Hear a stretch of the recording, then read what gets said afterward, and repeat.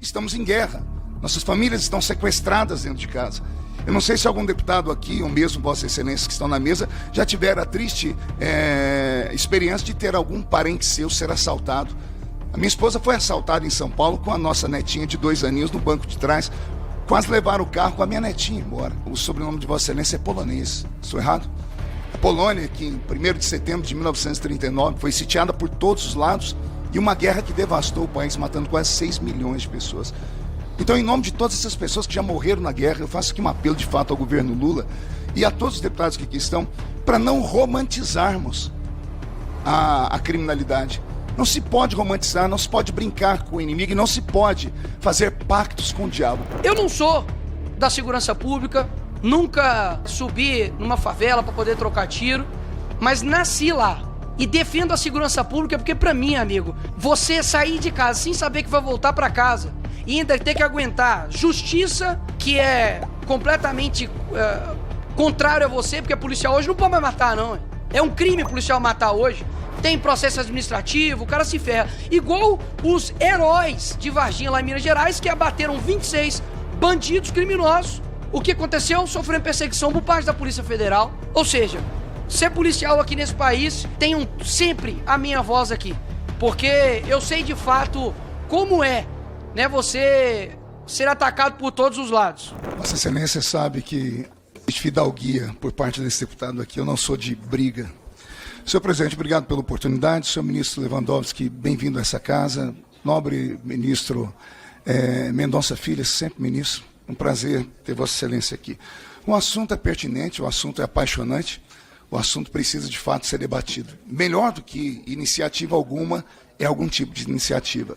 Eu ainda não estou convencido acerca dessa PEC, sobre a constitucionalidade dela, sim ou não, por isso vou aguardar o relatório do ministro, apesar que eu vi atentamente os deputados do PL e eles despertaram uma luz aqui para mim. Todavia, ministro, eu estava aqui pensando que nosso país, a questão da segurança pública, deveria ser hoje o assunto mais debatido em todos os lugares. Nós vivemos uma guerra civil aqui dentro do país. Eu fiz questão aqui de fazer umas anotações. A Ucrânia, de 2022 a 2024 na guerra, morreram lá 250 mil pessoas.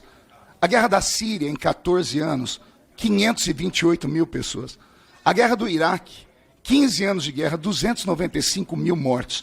No Brasil, nos últimos 10 anos, quase 600 mil pessoas assassinadas. Isso é um estado de guerra. Isso aqui deveria, de fato, estar sendo debatido. Deveríamos encontrar um caminho, de fato. Qual é o caminho? Estamos em guerra. Nossas famílias estão sequestradas dentro de casa. Eu não sei se algum deputado aqui, ou mesmo Vossa Excelência que estão na mesa, já tiveram a triste experiência de ter algum parente seu ser assaltado. A minha esposa foi assaltada em São Paulo com a nossa netinha de 2 aninhos no banco de trás. Quase levaram o carro com a minha netinha embora. Então, viver nesse estado é muito ruim. Então, nós precisamos, de fato, encontrarmos um caminho. Estamos em guerra. Eu gosto muito de estudar, ministro Lewandowski, encerro aqui. Se não me falha a memória, o sobrenome de Vossa Excelência é polonês. Estou errado? A Polônia, que em 1º de setembro de 1939 foi sitiada por todos os lados e uma guerra que devastou o país, matando quase 6 milhões de pessoas. Então, em nome de todas essas pessoas que já morreram na guerra, eu faço aqui um apelo, de fato, ao governo Lula e a todos os deputados que aqui estão, para não romantizarmos a criminalidade. Não se pode romantizar, não se pode brincar com o inimigo e não se pode fazer pactos com o diabo. Precisamos, de fato, de alguma coisa que possa ser producente. Era essa a minha fala. Muito obrigado, deputado Paulo. Senhor presidente, senhor ministro, obrigado pela presença. Confesso que cada vez que um ministro do Lula vem até essa casa, parece que eu estou vivendo em outro país. Nada, infelizmente, que propuserem vai dar certo. E eu não digo isso que o problema não é de forma. O problema é de conteúdo. Eu preciso lembrar quem está no poder desse país.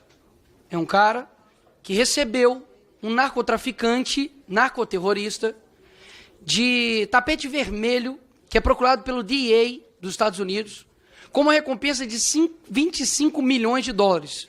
O nome desse senhor chama-se Nicolás Maduro. Quem está na presidência, ou partido que está na presidência, quando foi um grampo que conseguiu ver ali a conversa do Elias do PCC, falou que o PT tinha diálogo cabuloso com nós.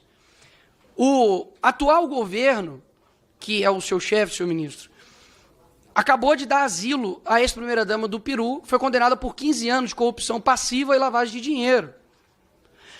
O ex-ministro da Justiça, o senhor Flávio Dino, ele entra na Maré, num local que é completamente comandado pelo crime, como se estivesse descendo na Suíça, sendo que ele deveria ser o cara mais odiado pelo crime organizado.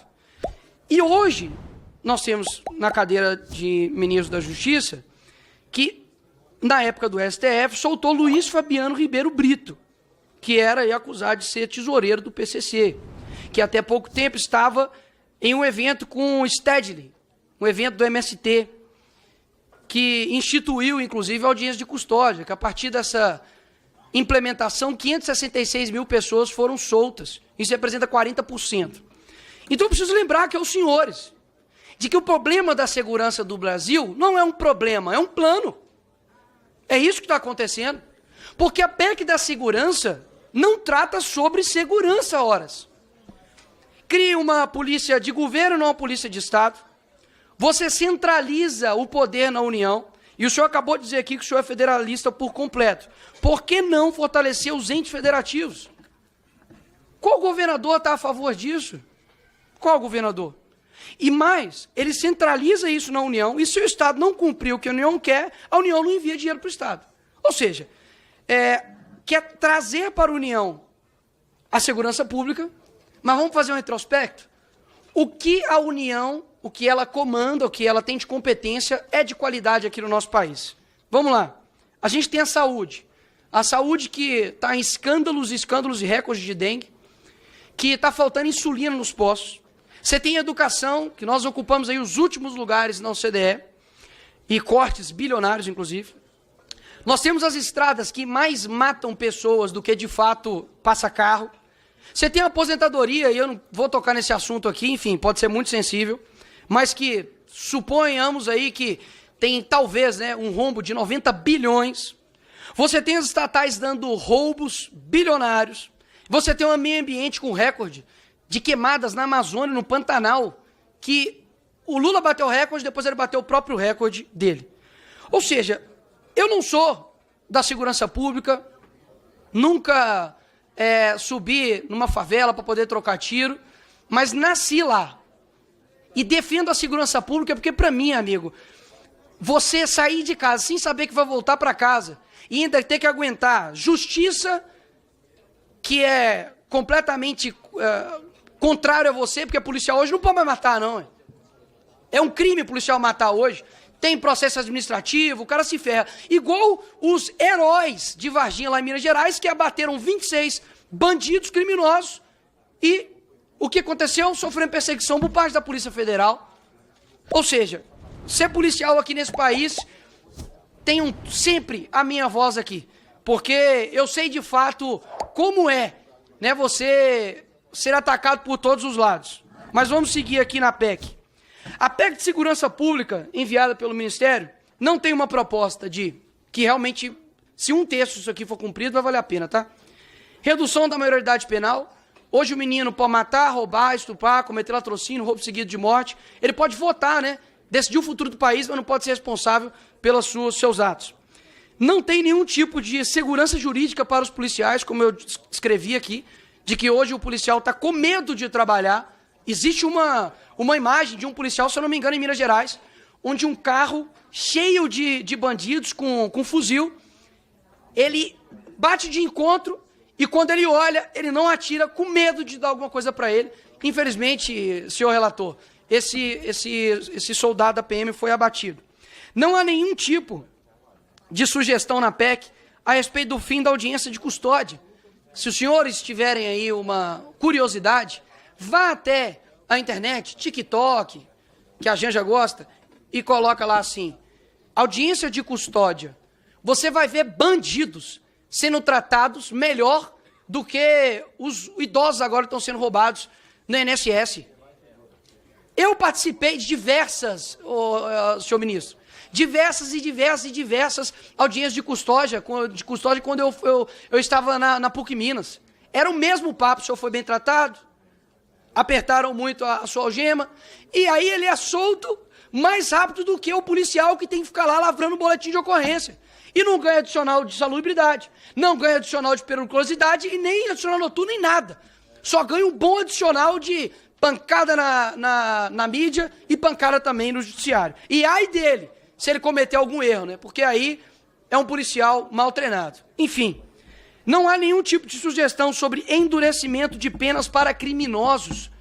Hoje o bandido sai de casa com a certeza da impunabilidade. Ele não vai ser punido. Não importa. Se eu não me engano, é que cerca de somente 8% dos homicídios no nosso país são solucionados e vão até o fim.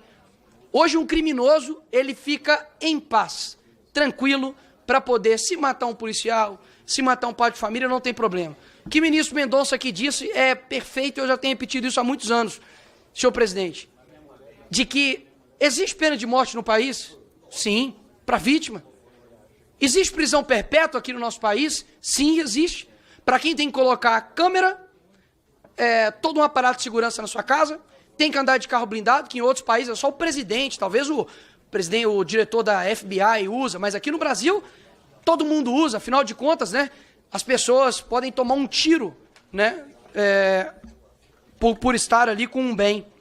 E por fim, não tem nenhuma proposta sobre prender bandido de verdade. Vamos prender os bandidos de verdade. Qual a investigação que está acontecendo? E eu vou finalizar, delegado Heller. Obrigado, Nico. Qual é a investigação que está acontecendo em cima do irmão do Lula?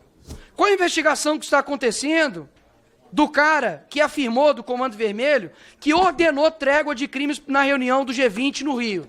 Qual que é a investigação que está acontecendo com isso? Então, assim, lamento, eu sei que não é tudo culpa sua não, senhor ministro Lewandowski. Eu jamais seria leviano de colocar aqui todos os problemas da segurança pública do nosso país é culpa sua. Mas, infelizmente, o que nós estamos vivendo hoje não é uma crise de segurança pública, é um plano. E eu sei muito bem quem está no poder, os conheço, e, infelizmente, não tenho